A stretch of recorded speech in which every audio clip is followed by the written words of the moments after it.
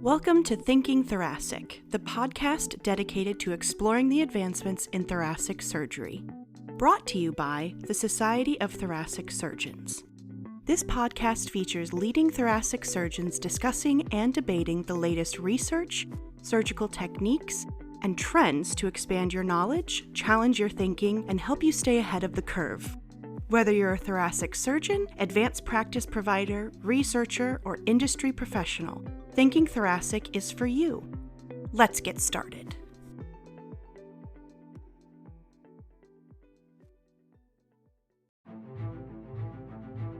The Society of Thoracic Surgeons Thinking Thoracic podcast is sponsored by AstraZeneca.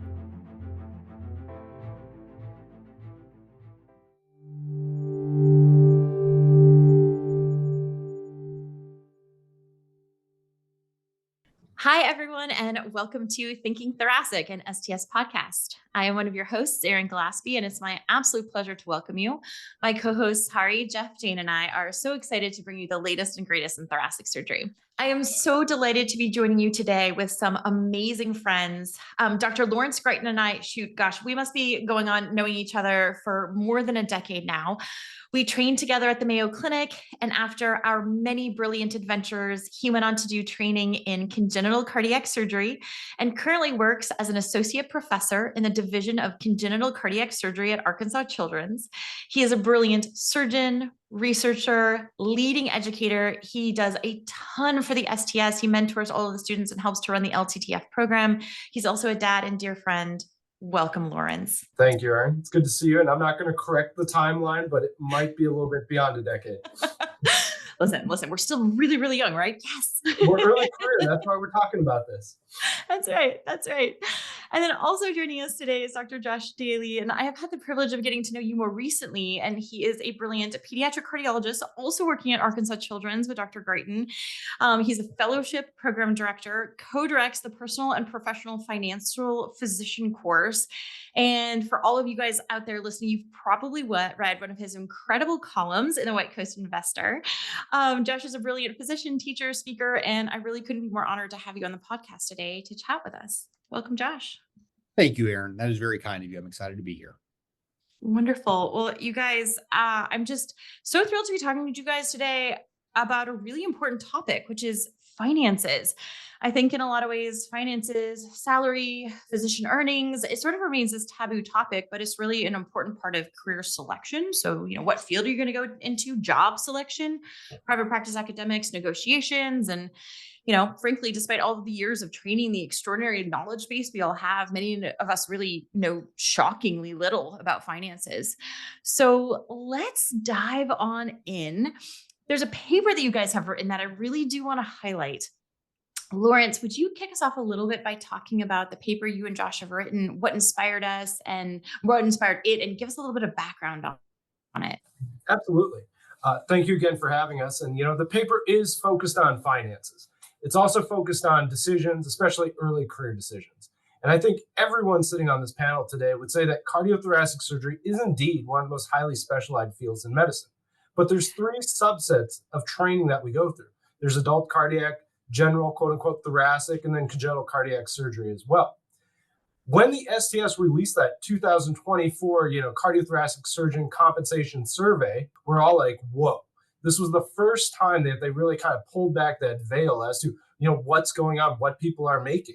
They took this very taboo subject and all of a sudden made it kind of forefront to everyone. And our group sat down, we said, what an excellent opportunity to examine the financial trajectory of these three pathways. So we sat down, we kind of brainstormed, and what we really wanted to look at and understand was what financial trade-offs are involved in these decisions we make, extending our training pathways, as well as those implications throughout a CT surgeon's career. I love that. And you use the STS database for that. Do I have that correct? STS data. I love that. Yeah, it came out in 2024 and we jumped on it pretty quick. And so what Josh did was we looked at those three surgical pathways, adult, cardiac, thoracic, congenital, and he did a net present value framework to analyze all that. And that's where he lost me. But, I think the outcomes are absolutely amazing. And I'm excited for him to talk about that.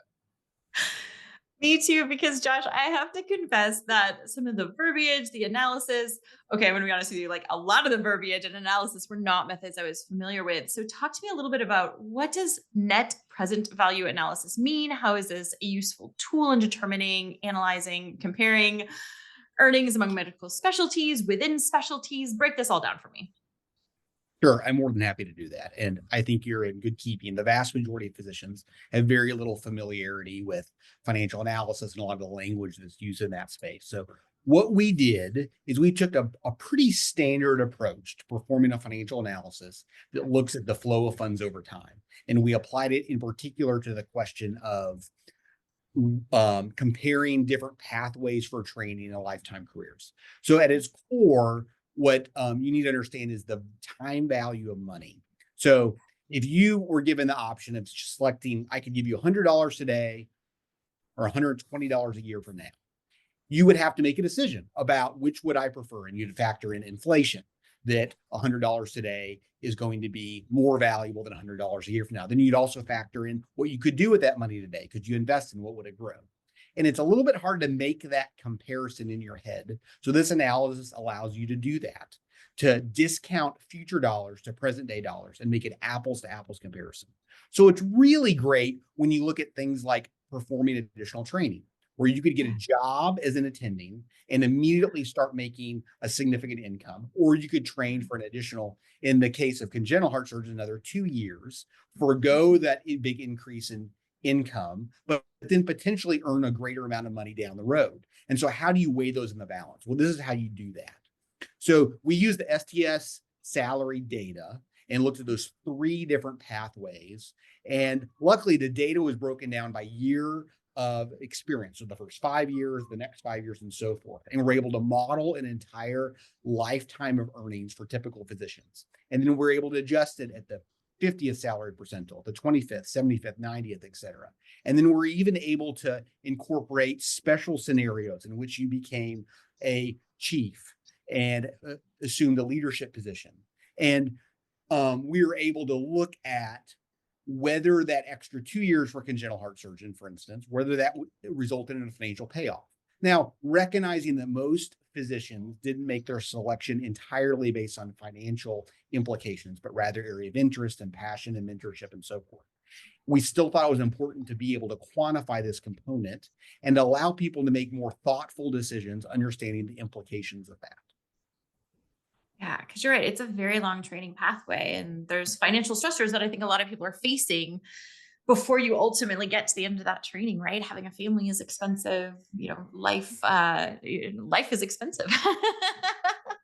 Yeah, very much. And one of the things I've discovered within medicine as a whole, the vast majority of us pursue this in large part because we want to help people and we also enjoy science. And there's this extra benefit of earning a significant income that most of us are embarrassed to admit is one of the drivers of our decision making. So there's some embarrassment about talking about this. There's a lot of opacity that is not clear, the numbers. I run a finance course for 4th-year medical students, and so many of them are so relieved to be in a space where they can actually ask these questions and have real data. And so there's been a little bit of a shift recently where more of this data is available, although most of it's still hard to get a hold of and hard to find. So we wanted to take some data that was there and perform this analysis to help people make high quality decisions and understand the implications of these choices with regard to specialty. And it also has significant implications from a policy perspective. So there's a lot of value in performing this kind of analysis. And it was just enjoyable to do. It was really interesting. I had some theories, some of which were true and some of which were not, that were really fun to kind of get to play out and see what kind of results we found. Oh, I love that. Well, actually, can you break down the findings for you? What did you guys find? Share with us sort of, how your analysis panned out, your interpretations of that. Walk us through it. This when we were sitting around, we kind of knew where the pecking order fell, but we didn't know exactly what that numerical value was, right? Correct. Everyone assumed, all right, adult cardiac surgeons, they make some money. We knew that. We didn't really know where congenital surgeons fell in. That's the specialty I chose, but it was such a taboo topic to talk about. And, the swath of, I heard everything from $80,000 starting up to $1 million. Like, I didn't know. Like, how do you even throw a dart at that dartboard? And then, thoracic surgeons are like, well, they make a little bit less, but, quantify that for us. So Josh really broke this down and said, yeah, that's where it's at. And then like he alluded to, like, he's like, all right, you're a chief in thoracic, you're making this. And, it really opened that box to say, okay, we're looking behind the curtain. We now know. Now, can we make lifetime decisions based on this? No, but I think it plays into it. And I think later on, we'll probably touch upon that. But really what I found the most interesting is my passion is education, surgical education in particular. And the big buzzword is the I-6 programs and all that. And everybody's like, I want to save time. I want to save time. And so what we found is these patterns hold true both through the integrated and traditional programs. So when I get a student coming to my door saying, hey, I want to do the integrated program because I want to make money quicker and be out quicker, I can kind of tamper those fears and excitements and say, let me show you some actual proof of what we need to do. Yeah, you can get to the same great endpoints with a beautiful career and a wonderful salary to support you no matter what. I love that. Josh, tell us a little bit more about the results. Sure. So while the focus may be on comparing these three pathways, I don't want to get lose the forest for the trees. At the end of the day, all three pathways, if you're a cardiothoracic surgeon, whether thoracic, congenital, or adult cardiothoracic, you are in the very upper end of physician pay with huge lifetime earnings. So the actual numbers that we calculated in present day dollars, when you discount all future earnings to present day dollars, for both at the 50th percentile, for both congenital and adult cardiothoracic, your lifetime earnings are about 19 million. Now, you actually earn more than that in an absolute amount, but when you discount it to present day dollars, for a thoracic surgeon, it's about 14 million. And the desire is to immediately compare those. But when you compare those to the rest of medicine, for instance, for a pediatric cardiologist, our discounted lifetime earnings are around $8 million using similar methodology. So all three of those are on the upper end within the domain of medicine. But there are some differences between each of those. Thoracic surgeons consistently in every scenario that we modeled, whether it be at the 25th, the 50th, 75th percentile, et cetera, earned less than their colleagues. Even when you factor in leadership scenarios, that they're consistently lag behind. Now, there was an interesting interplay between the adult cardiothoracic and congenital. So one of the things we looked at is over your lifetime, how much discounted earnings you've had and when you catch up. So at the 50th percentile, congenital heart surgeons start behind because they train for 2 extra years.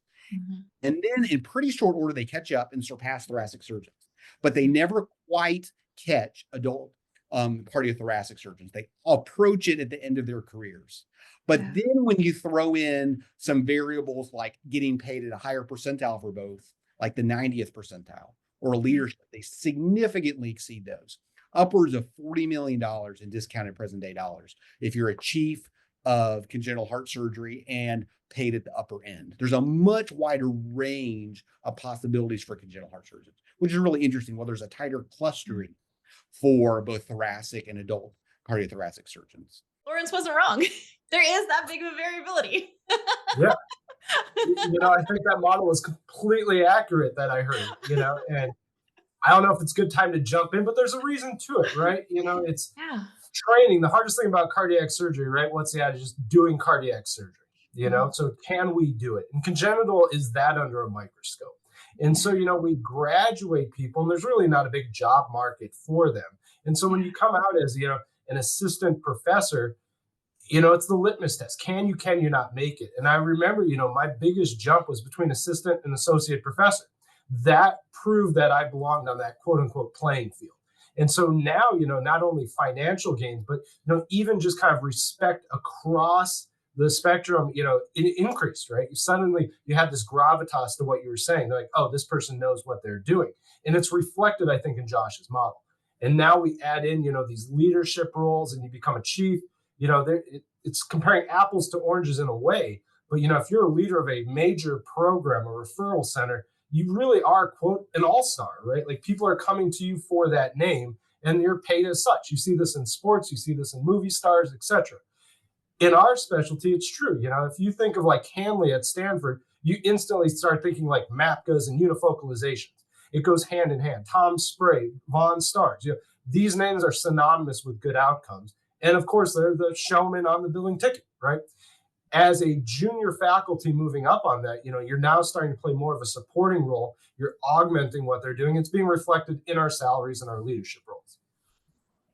Do you think there's a little bit of a higher variability potentially also in the congenital sort of salary, just because that's a smaller field? And so if there's fewer people, smaller N, it can sort of lead to that little bit of a greater confidence interval. There's always regional differences too, I know, in pay structures and things as well, sort of depending on need, right?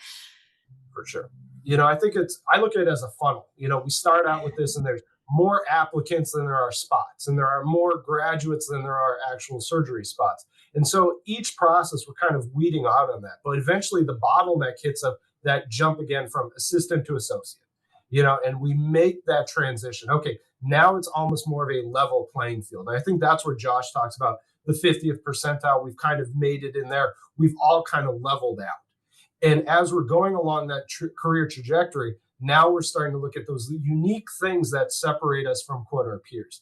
And it is whether or not you have clinical excellence, good outcomes, STS database outcomes. You're looking at your leadership potential, whether or not you're well published, are you an academician, all of these other things that really don't have a quantifiable RVU to them, but bring a lot to the program and to the individual.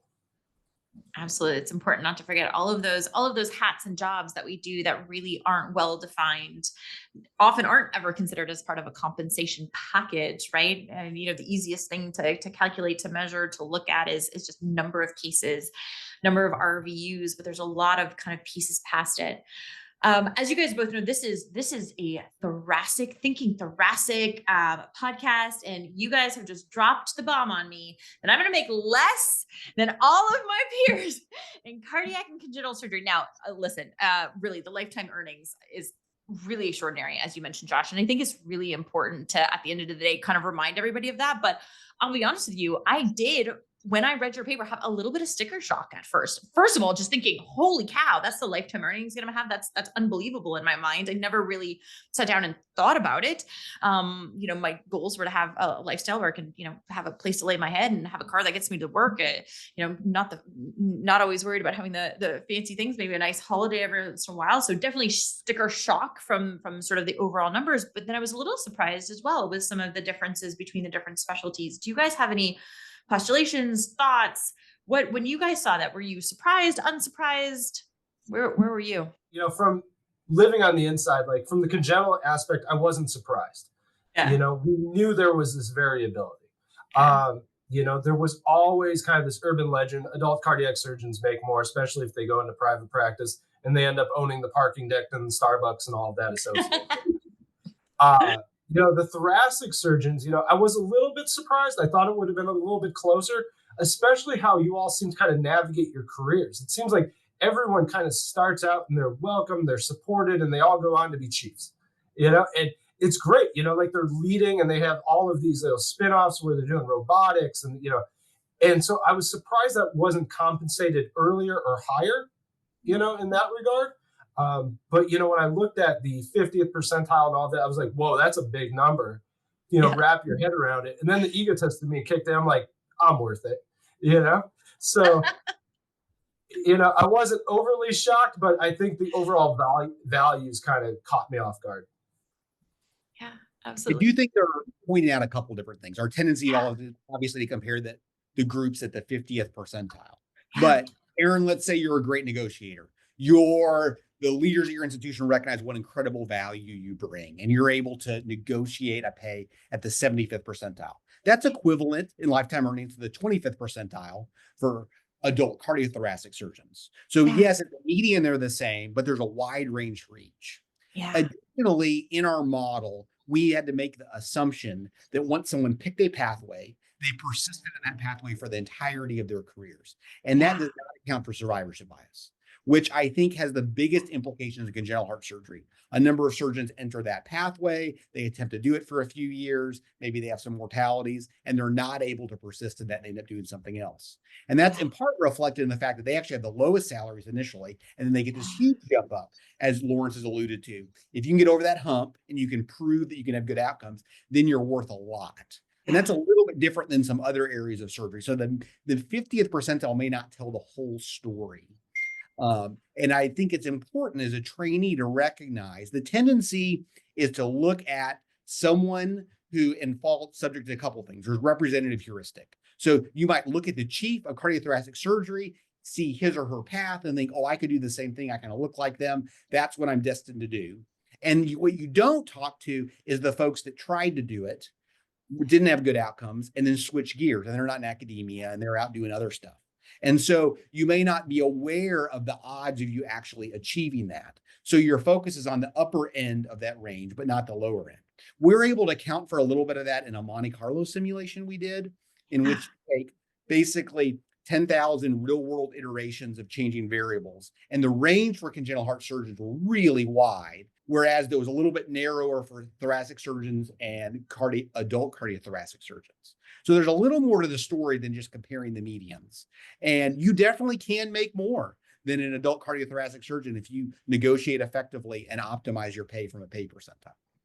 Josh and Lawrence, I think this is just such a great paper. And I can tell you, actually, I read it and to me, it was just a huge silver lining, right? And so, I was lucky enough to fall in love with this career. I decided I was going to become a thoracic surgeon when I was 10. I really knew very little about the field other than I was going to get to help save lives of people who had lung cancer. And so it fills my cup every day. I have the best patients. I love my team. It gives me so much meaning. And shoot, it's great to know that, with all of the hard work, it's going to allow me to afford a comfortable lifestyle. So to me, I think this is just a silver lining all around. All right. So Josh, since I have you, I would love to pick your brain on a few more topics if you would kindly humor me. Because I want to spend a little bit of time chatting about some broader financial and career themes.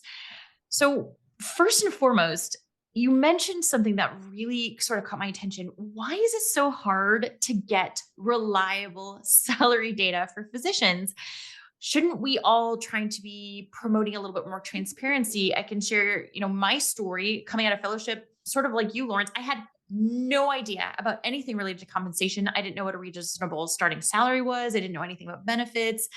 And frankly, I didn't advocate well for myself going out for my first job. And so I learned a lot about that experience. And when it came time to this go around and coming to a chief position, I was able to collect data, but I had to call friends. I asked them the hard questions. How much do you make? What are your benefits? Do you have fringe things? And finding that information was hard. It's definitely not something that you can just Google. Well, Erin, first, I think you're a little bit of an outlier in that you went that extra mile and got that information. I actually didn't do that. I should have. I kind of had a vague sense of what people made, with people talking hushed tones. I heard from somebody what they got as a starting job. And then I got an offer and I thought I should probably ask for more. So I asked for an extra $5,000 and that was it. And I didn't have hard data to negotiate with. And I think there are multiple drivers behind that. One is just hard to get a hold of reliable salary data. For instance, the STS salary data, it is not publicly available on the website. That's similar in my field as the AAAP salary data or AMC data. All of that is not publicly available. Do you know who does have a copy? Hospital administrators. Yes, they do. They all have a copy, and they are not willy-nilly just offering you money based on their feelings or sense of what you're worth. It is rooted in hard data. And so there's tremendous asymmetry in these negotiations, just from one, a data perspective. And secondly, because of the culture of medicine. Two parts of that. Most of us enter this field in large part because we want to help others. And that's a primary driving force. And at some level, that feels in conflict with the desire to make a lot of money. And so even if that's a driver behind some of our decisions, we're embarrassed to admit that. And we feel guilty if we ask about that. And we're so caught up in that culture that we feel like that we shouldn't even ask. Secondly, there's a huge jump up in pay that's very different than most other industries. You go from residency or fellowship to suddenly you're making 4, 5, 6, maybe 10-fold as much. And that may seem like a ton of money, even if they're only paying you at the 10th percentile. And so we're less likely to push back with that jump. The other variable that greatly influences things is related to the psychology behind social and market norms. So we are all intuitively aware of two sets of rules that govern human interaction. There are social norms that govern my interaction with someone I have a relationship with. So for instance, let's say after this, my kid's at soccer and I ask Lawrence to go pick him up on his way home. He's not going to say, okay, I'll do it, but I'll do it for $55. And I say, well, I'll give you $40 if you do it. And, that is inappropriate. There's a different set of rules based on reciprocity and the fact we're friends. Now, if he does it, and then he asked me next week to pick up his daughter, I'm going to feel obligated to do the same. So there's a completely different set of rules that govern those interactions. If, however, it's a business interaction. So if I'm going to buy a new car at a dealership later today, I'm going to walk in there and they're going to offer a certain amount, and it's expected that I'm going to ask for less, and we're going to haggle back and forth. There's a completely different set of rules, and no one's going to be upset if I offer less. That's how it works in that space. Yeah. So there are things that are clear-cut social and things that are clear-cut market. And then there's the blurring of lines. And what happens when you finish residency or fellowship? Often you're negotiating with your former chief, who's been your mentor, who you have a relationship with. And there's this hierarchy in medicine. You're used to just saying, yes, sir, yes, ma'am, and doing whatever you're told. And it feels very inappropriate for you to ask for more money. That feels very uncomfortable because you're operating in the social norm space. Meanwhile, those hospital administrators, I guarantee you, they're operating in the market norm space. So there's this conflict of this psychology that also makes it really uncomfortable for us to negotiate on ourselves. In addition, we're not trained in negotiation. Most doctors haven't read a single book about negotiation. They don't know what baton is. They don't know what they're worth. We're not exposed to any of those kind of things. We have a tremendous amount of knowledge and skill in our clinical domain and potentially research domain. And then we're pretty clueless when it comes to the business and finance side of things. So it sets us up to get taken advantage of in many respects. So there's all those forces at play that end up resulting in physicians often being taken advantage of and not really negotiating on their behalf in an effective way. So yeah, no, it feels like a very lonely space when you're trying to negotiate because you don't know what's fair game to ask for, what isn't fair game to ask for. And I'm so grateful to my mentors who sort of coached me actually in that. I was very lucky to have a lot of support. So Josh, how do we get better at that? Is it our mentors that should be helping us? Is this something we should ask the STS to be doing?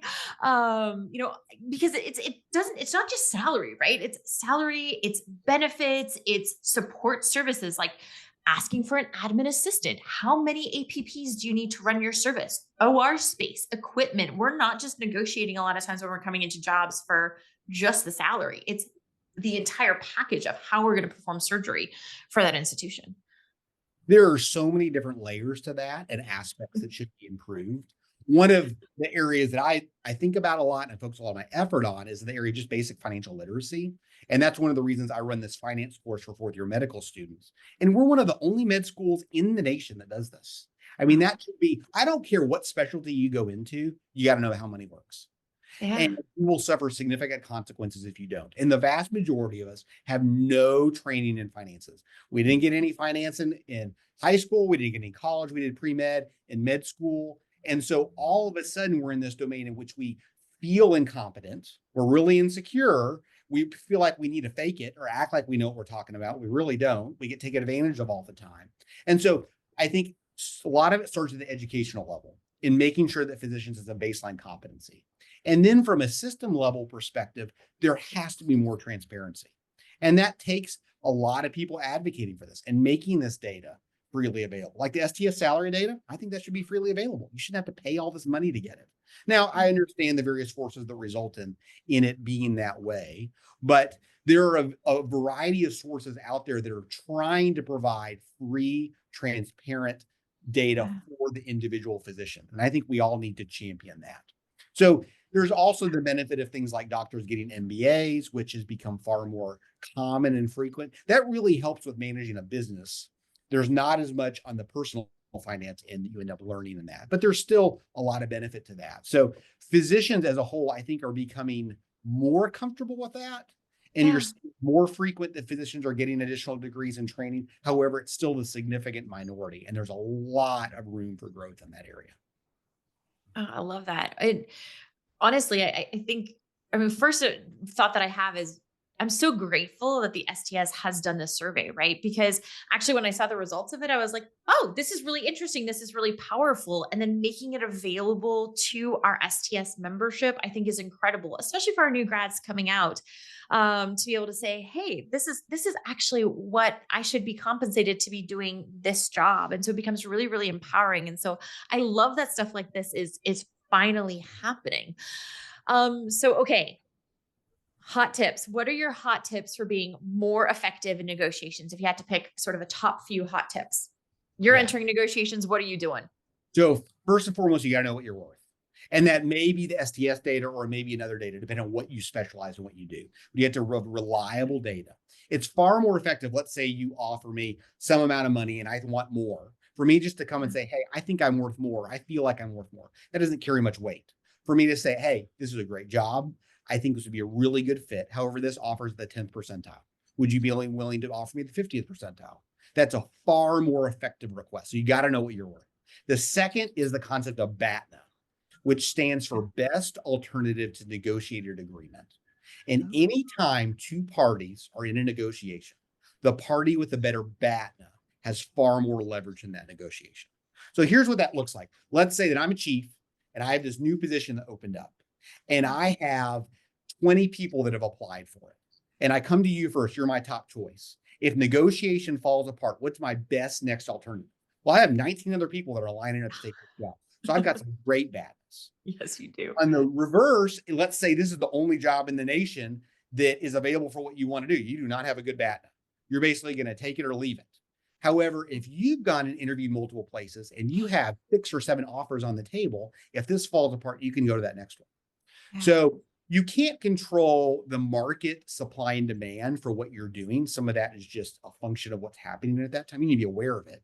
But you can, in many cases, control how many places you interview and how many job offers you have. And for a trainee, a junior physician, or even mid or senior level, that's one of the most effective things you can do is make sure you have a good BATNA. Now, there's other ways that you can reduce your BATNA. If you say, so if I'm a pediatric cardiologist and say, I am only going to live in Arkansas. That's where my family lives. I like it here. Well, guess what? There's one group in the state. I have no other options. And so that may still be a reasonable trade-off for me, but I've really limited my alternatives and I have no negotiating power as far as that goes. So that's the second big thing. The third thing is, and this gets into more of the nuance, is to take advantage of social norms and negotiate effectively with that. So for instance, let's say that I'm a fellow and I'm negotiating with my section chief. Here's a really effective way to tap into that. I'll say, Paul, you've been a great mentor to me. I've so appreciated our friendship. I've learned so much for you. I have never negotiated for a job before. This is brand new to me. If you were in my shoes, what would you ask for? What you're doing there is, one, he may reveal things that you should ask for that you hadn't thought of. You're also triggering him to engage in perspective taking. Now, he's going to put himself in your shoes and think on your behalf. Once he's done that exercise, he's far more likely to advocate on your behalf. Yeah. So you're triggering, what does a mentor do to a mentee? They advocates for them. So if you're triggering that social arrangement, he's more likely to advocate on your behalf. So there's a variety of little things like that you can do when you're in the psychology of the social norm space.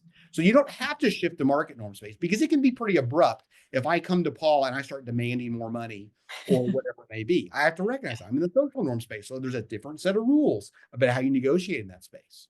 Now, some of that can play to your benefit. I'll give you just a real quick story about that in my own life. So we bought a new home a few years ago. How do you typically buy a home? You have a real estate agent. They have one. It's market norm, 100%. Well, in this case, we connected with some friends of friends. There was no real estate agent involved. We came over. They had raised their kids in that home. They had great memories in that home. And then they saw us with all our little kids coming in, and they're envisioning us raising our kids there, eliciting all these good memories. Yeah. They ended up coming up with an amount they wanted for the house. And the first part of me wanted to say, oh, we can get them lower than that. Let's come in lower than that. That triggers market norm. And I realize we're in the social norm space. They may get their feelings hurt. They're far more likely to advocate to be more accommodating if we just give them what they want. And it was a reasonable offer. So we said, yep, we'll do it. What happened then? Then we got an inspection.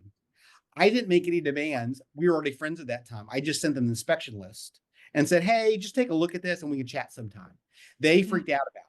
And they're like, oh man, if they're going to raise our kids there, we got to fix everything on this list. And next thing you know, they spent like $30,000 going down the list, doing every single thing on the list that I never would have asked them to do because we're social norm space. It's a different set of rules. And I wasn't necessarily playing it with that in mind, but it really benefited us that I recognized we're in that space and I played it that way. So there's just going to be some recognition of that psychology. You can take it. You can make sure you're not stepping on a landmine by doing something that's inappropriate based on that set of rules. And then you can use that to your advantage. So those are the big things. Know what you're worth, BATNA, and play according to the social norm space if that's what you're in. I love it. Those are such amazing, amazing, amazing tips to sort of put in your toolbox as you sort of going for your first negotiation. I especially love, leaning into the mentor, both whether you're staying or leaving. It never even would have occurred to me that that's a person to have on your team while you're staying. I used mine as I was going to a new institution, but gosh, that's a powerful advocate to have who literally has a seat at the table, who is making the decisions, for you. So that's, yes, everybody write that down. Erin, can I add just a couple things to that? Yes, please. One I think is we can practice this, right? Yeah. And you did. You called, you phoned a friend, you asked. But I mean, there is some literature out there on how to negotiate. Yeah. One of the books I read before I went up was Never Split the Difference. And Josh alluded to this. It's not, advocating for yourself. It's expressing your worth in a way that makes them be like, oh goodness, we may be undervaluing this person, and turning that table to where now they are kind of advocating for you. And Josh alluded that with his department chair, and that was kind of something I did too. Like you come at it with, I have XYZ skill set. I also bring 1, 2, 3 extra to the table. What do you think that would be worth to the hospital? And how can the hospital help support me advance that goal? So now they're thinking just outside of you as the employee, but more of the division departmental level and what you can do. The other thing is, we have to do our research on our employer, right? If you work for a state school, they may mandate we pay at the 50th percentile period. No one is to exceed that. They may say we pay on a regional level. And so if you're flying from, say, the East Coast, which traditionally plays more, to the South, now we're on a completely different playing field that we have to address. And then you have to ask, how do I fit into that practice model? And I think this is where thoracic surgeons kind of key into that. It's like, all right, I bring a minimally invasive practice with the robot and all this, and my other partners maybe do a single incision VATS lobectomy. So you advocate for a different space and a different niche that you fit into, and now you're more marketable. And I think using those two things will help you initially in the negotiations, but then getting those things you want, the ancillary staff, the room space, and everything that you need.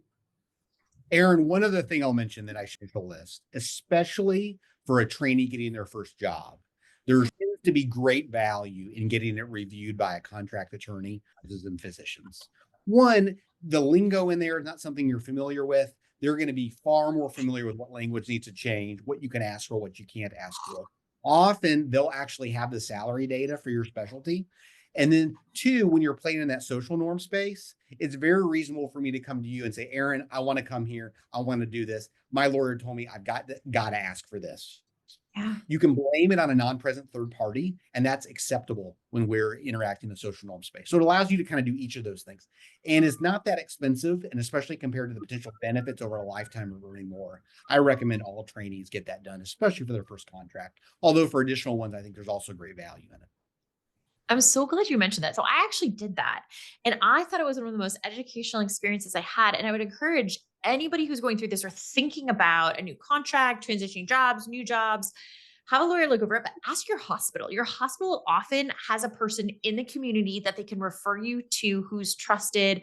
When I was at Mayo, there was a doc who was on staff there. Her husband was a lawyer, and he did this, for a very, very limited fee. It was practically pro bono. I mean, he asked for essentially nothing, sat down with me for 3 hours, talked to me about what malpractice meant from sort of an insurance standpoint, what I needed to think about both now and in the future, with the salary models. I mean, it was actually one of the most educational experiences I'd had from a financial, legal sort of going into a job standpoint. So I echo that sentiment. It is a very, very powerful thing to do.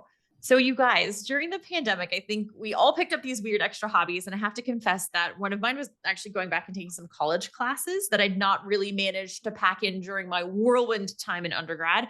So I took some philosophy classes, classical music, and I took this really brilliant class called The Science of Happiness. And actually a huge part of that was analysis of finances and whether finances really truly play a role in happiness or not. Because I think we're programmed to think that money directly correlates to happiness, and therefore more money guarantees more happiness. But what does the research actually show about those relationships between income and well-being? Josh, what are your thoughts on that? So this is a subject that I have given a lot of thought to and really enjoy. And I actually just wrote an article where I summarized all the research on the relation between money and happiness that's coming out on the White Coat Investor soon. So there'll be all the references there. So it is complex and nuanced. And this is really interesting. So it also depends on what you mean by happiness. So there are basically two types of happiness from an academic perspective.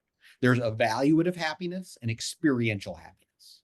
Evaluative happiness is when you sit down and evaluate your life and how happy you are. So you might, on a Likert scale from 1 to 10, say how satisfied you are with your life. And you're going to think about things like your career and how much money you make and other accomplishments in your life. Study after study has shown that in America in particular, our income is very closely tied to evaluative happiness, in large part because it's one of the yardsticks that we use in evaluating our life. Okay. But there's a separate kind of happiness that's actually very, very different and is probably the more important of the two. That's experiential happiness. And this looks at your lived experience and the various emotions that you exhibit in a given day. So do you feel happy? Do you feel sad? And so the way you might record that is if your iPhone prompted you 10 times throughout the day about your current emotional state and you recorded it. And that's very, very different. And those diverge. The Nobel laureate Daniel Kahneman used to say that we're really two different people. We're the experiencing person and the remembering person. It's like we're two completely separate people. And one of the ways I think about this is like when I go on vacation, if I rate my vacation, I look at a couple of pictures, there's my family smiling, we're on the beach. Man, that was a great vacation. I have a few memories. If you actually followed me on my vacation and recorded all the emotions I exhibit over a 24-hour period, there's no way you would conclude that I really enjoyed myself. I would be sand everywhere, my kids melting down, this one complaining. So our experience and the way we remember it really diverge for things like that. So when you look at happiness from an experiential perspective, it's a lot more nuanced. And so the first really big study that evaluated income and experiential happiness was by the Nobel laureate Daniel Kahneman. And this came out in 2010. And what he found is there's a threshold effect with regard to happiness and money. And in 2010 dollars, the income threshold is about $75,000 a year. So if you make $30,000 a year and you get a raise to $40,000 a year, your happiness will go up. But once you hit about 75,000, it tends to plateau out. And the rationale behind that is that if you're making less than 75,000 a year, you're having trouble getting the basics in life, a reliable vehicle, food on the table, a safe place to live. Whereas once you've hit that point, you're looking at upgrades. So let's say I have a 20-year-old car that breaks down all the time. I am not going to be very happy. I get up to go to work, it won't start. I have to get a ride, get to the shop. It's a big pain. And I go from that to a reliable 8-year-old used car, maybe an older Honda Accord, and it gets me to work just fine. I'm going to be happier in a sustained way. Now I finished training, I'm an attending, I deserve an actual doctor car. So I get the brand new Lexus. I go from the 8-year-old Honda Accord to the brand new Lexus. What is going to happen with my happiness? I'm going to get a brief bump in happiness, new car smell, the extra features, the longing looks other people give me while I'm driving it. I'm going to feel better. And then hedonic adaptation kicks in. And I'm going to adjust to my baseline very, very quickly. And I won't have sustained increase in happiness above that threshold. And the same is true in multiple areas of our life. So for a while, that was the end of the story. It's like you want to be above that threshold, and then it doesn't really matter. Then Matthew Killingsworth repeated that study, but in a much more thoughtful way with a larger cohort that was more diverse and a scale that had more precision, especially at the upper ends of happiness. And this was published a couple of years ago. And he found something very different than Daniel Kahneman.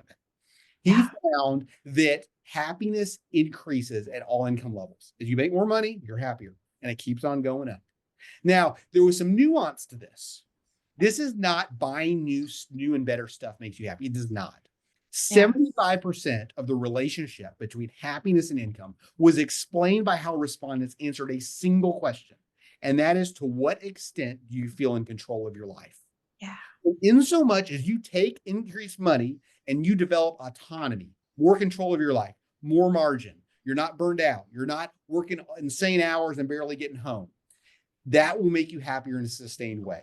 In so much as you take that money and you just buy new, better, nicer stuff, that will not make you happier in a sustained way. So the belief that more money doesn't make you happier is simply not true. It does. And the literature is very clear. Now, when you look, if you step back and look at experiential happiness, and if you look at overall human flourishing from a bigger perspective, it is not one of the primary drivers of that.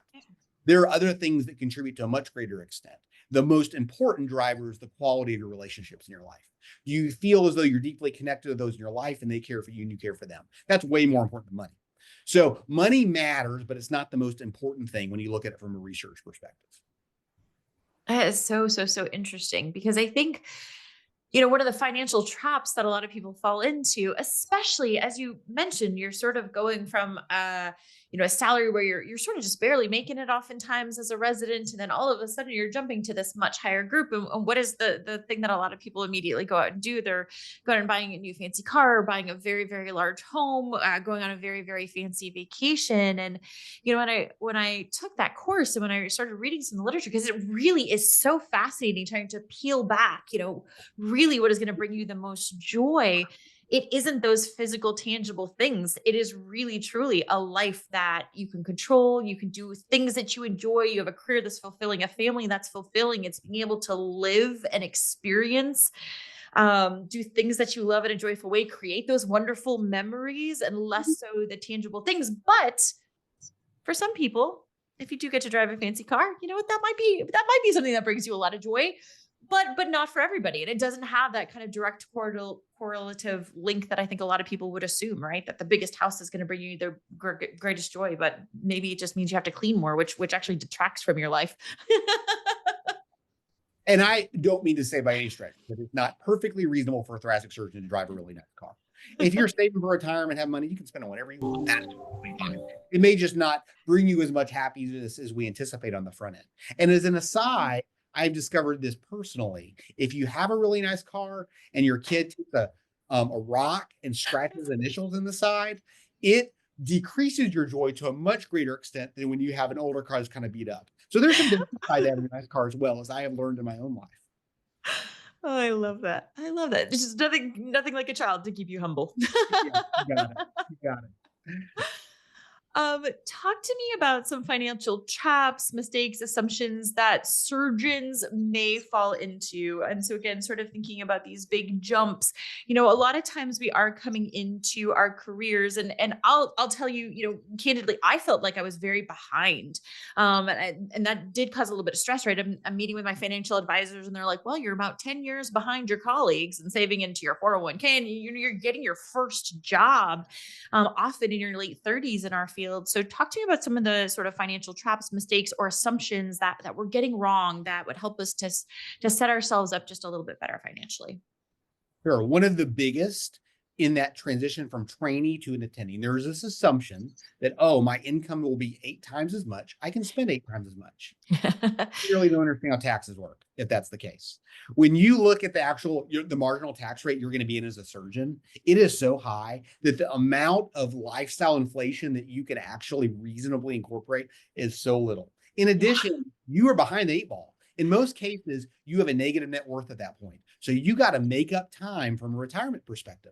The typical old adage of saving 10% for retirement is not going to get you there if you're in your mid-30s when you get your first job. You really need to save at least 20% for retirement. And then you often have student loans that you need to get rid of. So it might feel like, I'm making all this money. I can take the trip to Europe, have the luxury automobile, buy the new boat, get the mansion, etc. But pretty soon you're living paycheck to paycheck again. I work with a lot of doctors and I am amazed at every income level. There are physicians that live paycheck to paycheck. And I'm also amazed. I've multiple times in the physician lounge, a financial topic will come up or we'll mention retirement. And I've had doctors who've been here like 5 or 6 years that I'll mention something about a 403b and they're like, oh, what's that? Your retirement account. What do you mean? I'm like, we have a retirement account. We have a match here. And they're like, I don't know what you're talking about. And I will stop them right then and we'll log in. You're contributing nothing to retirement. You're telling your employer they can keep the entirety of your match and you're not preparing at all. I'm amazed at the doctors that just don't prepare for that at all and focus their spending on expenditures. And often there's this huge delayed gratification. You feel like you sacrificed for all these years as a trainee. You've deferred all these things. Maybe your spouse feels like you've deferred all these things. Other family members have this expectation. And now that you're a doctor, there's this expectation about what your lifestyle will look like. And that is just this pull that draws us in that direction that's so hard to counteract. And as a doctor, especially a surgeon, you can afford a lot of stuff, but you can't afford everything. You can't just go out and do everything that you possibly could imagine a doctor does with their money, because you're not going to be prepared for retirement, and you're still going to end up living paycheck to paycheck somewhat. And then in many cases, you're burnt out and you're working 60 hours a week, but you've inflated your lifestyle to expect that same amount of income. And your kids are getting older and you want to be involved in stuff, and you're pulled in all these directions, and you feel trapped because you don't have autonomy. You took your money and you bought fancy stuff instead of buying control over your life. That is by far the biggest mistake that I see doctors make over and over again. Erin, you might be able to relate to this, but I remember being recruited and they put you in a car with a real estate agent. Yeah. I haven't talked salary. I've seen no numbers. I don't know my call schedule, but I can tell you where all my partners live, and that, you should be looking in this neighborhood, and this is a great school and all that. And you kind of feel like already you've been pressured into the situation. And then it snowballs from there. You're like, well, if I'm living in a $2.5 million home, I don't think my beat up car is really going to cut it there. And how much is private school? And then if we're doing that, what about, do I need a new suit? And, and it just was so overwhelming. I remember by the time I actually got back on the hospital, all I wanted to see was that figure, just so I can start planning, like, all right, what kidney am I going to sell and how am I going to do this quickly? Yes, no, it really, there is sort of an associated, I think, pressure with, and I actually don't know how that evolved, but I think people have this very sort of glamorized picture of what your life should look like as a physician. And, I consider myself a fairly humble person and a hard working. My car is 16 years old. Her name is Morgan. I bought her my intern year. She still runs perfect. I'm going to keep driving her. Like, I love her. To me, that's completely fine. But every single day, somebody in the doctor's garage, driving up in their Maserati is like, Gillaspie, when you got to upgrade this, this Honda CRV? I'm like, I love her. Please leave her alone. So there is pressure from colleagues as well. Funny story. When I was looking for a house, when I was moving up to Omaha, I met with my financial advisor. I said, what's a reasonable range to consider for a home investment? I'm going to buy my first house. I was very, very excited. And hired a realtor, and I gave her my range of what I was comfortable with. And every single house she brought me was at the very tippy top of that range. And I knew that if I bought that, then I could make, edits, adjustments. So I quietly hired a second realtor, and I gave him a very different range, a range that would allow me to have additional comfort in affording expenses that might come up, or additions, changes to the home. And I actually ended up buying something in the mid-range of my second range, with my second realtor, that gave me a lot of added comfort and space. And it's allowed me to completely renovate my home into something that I love and is completely beautiful. It's in the perfect neighborhood that I love. None of my neighbors directly around me are physicians, and they're all just wonderful people. And it brings me so much joy. And so I think, don't let those pressures, to all of our listeners, don't let those pressures get to you. Live an authentic life, live the life that's meaningful to you. What's important to me, sitting in my backyard, watching my baby woodchucks run around, might not be valuable to you. So find those things that bring you joy, bring you happiness, that are an important investment for you, to help kind of offload that life, put time into the things that are really meaningful to you. I think that's so important to remember. Erin, I'll provide just a little bit of advice about buying a home. Yes. So the amount of home that the mortgage officer says you qualify for is not the amount you can afford. It blows my mind, the amount that they say that you can afford. Mm-hmm. You can do that, and that's your one thing. That's a good way to live paycheck to paycheck. A good rule of thumb for physicians is the purchase price of the home should be less than twice your annual income. That just gives you a good rule of thumb. If you can keep it under that, you will likely have plenty of financial margin. I recognize in a place like Arkansas, that's pretty easy. And a large, in Omaha. Yes. But in the East or West Coast, that may be more difficult. But you need to just weigh that in the balance. If you exceed that threshold, then you're going to have to cut back in some other areas. In addition, Lawrence alluded to this concept. There's something I like to call the housing ripple effect. And that's the way, the ripples that occur throughout our life based on the home we choose to live in, that extend far beyond just the monthly payments. The tendency is to look at just this is the monthly payment, the mortgage and the interest and the insurance and so forth. But there's so many extra costs. Like Lawrence mentioned, all the costs just with the home itself of a larger home. You get a really nice fancy home. Next thing you know, you got to get fancy furniture for it. And then you're driving your older 15-year-old car in the garage. You look at the neighbor. On one side they have a Tesla, the other a luxury SUV, and you're suddenly more discontent. Then your kids, it's time to go to school. Well, everyone else on your street sends their kids to the rich private school. Like, are you going to be the one family that's not going to pay money for your own kid's education? Are you that cheap? And so you feel the need to do that. Maybe you were going to go camping for spring break, and your one friend's going to the Bahamas, this other one's going to Europe, and you suddenly feel discontent about that. And we tend to become friends with people we live around and who we cross paths with. So the next thing you know, the vast majority of your social network are very high income individuals who have high consumption lifestyles, which naturally pull you in that direction. So the financial result of living in a home in an expensive neighborhood is far beyond just the cost. So I think there's great value in that one purchase, keeping it lower, and that allows you to have so much more financial margin in your life. And we have the benefit of then having more diverse friendships, which there's benefit far beyond just the financial benefits that come with that as well. Absolutely. That's a wonderful piece of advice. I love that. And actually, you're right. You don't want to feel that so much of your finances are going into one place that you can't do all of those other things that you love. So yes, absolutely. Oh, amazing. Amazing. You guys, this has been such a fabulous discussion. Let's wrap up our time. I can't keep you guys here forever. I wish I could. So I'm going to ask a couple questions for each of you. So Lawrence, you wrote this amazing paper. You guys have collaborated in this, sort of incredible space. How do you hope that this paper is going to inform young surgeons who are making decisions about subspecialty training? Would this have influenced you in choosing your career, or does it just give you the added confidence of knowing that in this career that you absolutely love, you're going to be able to thrive? I don't think it would have influenced my career choice, but it would have made navigating some of those unknowns a whole lot easier. Going through training and all of that, it is what it is. You come out and now you get to negotiate. You've never negotiated in your life other than trying to trade a call with another colleague, right? So this gives you kind of that stepping stone to say, all right, this is my worth. And as a new graduate, we have no idea what that worth really is. So this is a hard, fast number. You take in concert with that, the paper that Josh and I have written, now we have how to interpret that data and how to actually use it. And there's some comfort in knowing kind of also career trajectory based off of that. So, okay, I know I'm behind on this. We're going to get caught up at this point. And a lot of us are more analytical than we think we are. And so we can start planning for those things. And when you're sitting down with that financial advisor and like, well, you're way behind, be like, I know, but I'm going to get caught up within 5 years. And my 10-year goal is to be here. And then I'm going to renegotiate for this, and I'm going to move on to a chief position. And now we're going to, escalate to this other tier. So that would definitely help. Oh, I love that.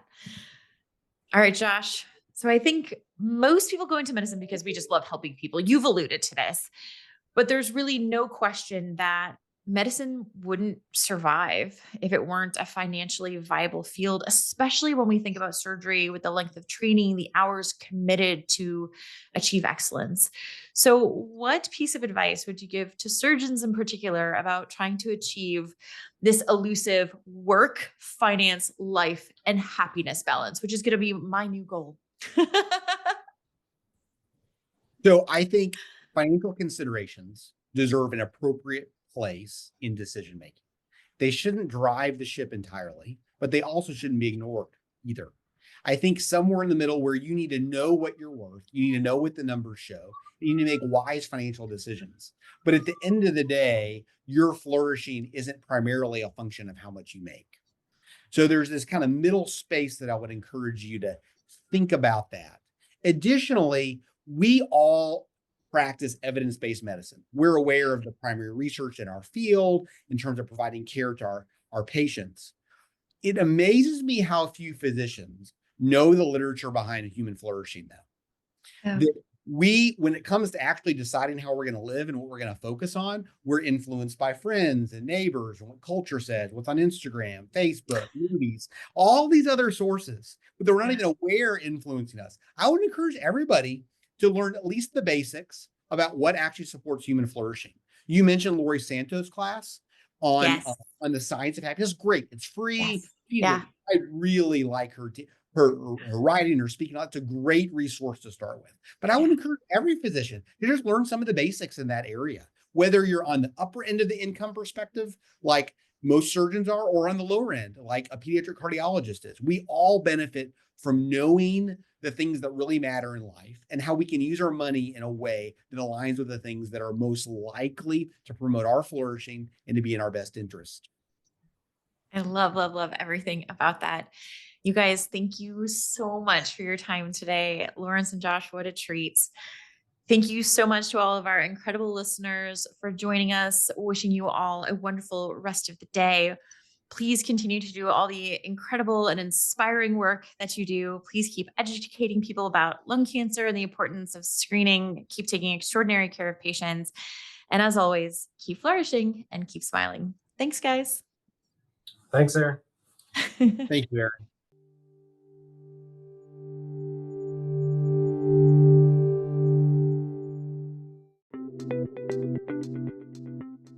Amazing listeners, thank you so much for joining us today. If you have enjoyed the conversation, please be sure to follow Thinking Thoracic on your favorite podcast platform so you never miss an episode. Your support helps us to continue to grow, improve, and to bring you the most insightful conversations. And if you have a moment, we'd love for you to leave a rating or review. It really makes a difference. Thanks for tuning in, and we'll see you next time. Thank you for joining us on this episode of Thinking Thoracic. The opinions expressed in this podcast are those of the participants and do not necessarily reflect the views of the Society of Thoracic Surgeons.